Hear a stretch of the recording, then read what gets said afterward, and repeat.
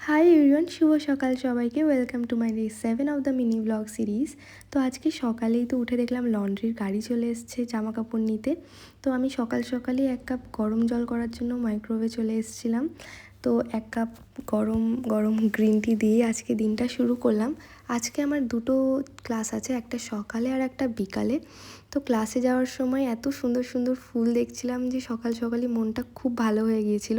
যদিও এই ফুলগুলোর কোনোটারই নাম আমার জানা নেই, তোমাদের জানা থাকলে আমাকে অবশ্যই জানিও।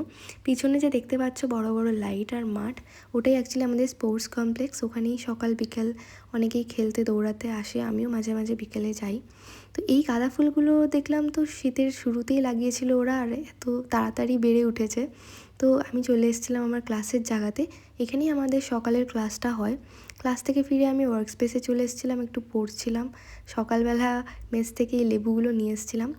বোর হয়ে গেছিলাম ওয়ার্ক স্পেসে, তাই একটুখানি একটা ক্যাফেতে চলে এসেছিলাম লাঞ্চ করতে। লাঞ্চে তো আমি নিয়েছিলাম এগ ভুর্জি আর রুটি দুটো, আর আমার একটা ফ্রেন্ড নিয়েছিল ব্রেড আর হাফ ফ্রাই অমলেট।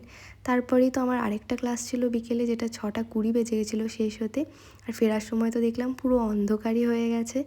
তো ফিরে দেখি আমার দুটো পার্সেল এসছে, যেটা তো আমার একটু আনপ্যাক করার এনার্জি নেই। তো কালকে শেয়ার করব তোমাদের সাথে। চলো টাটা।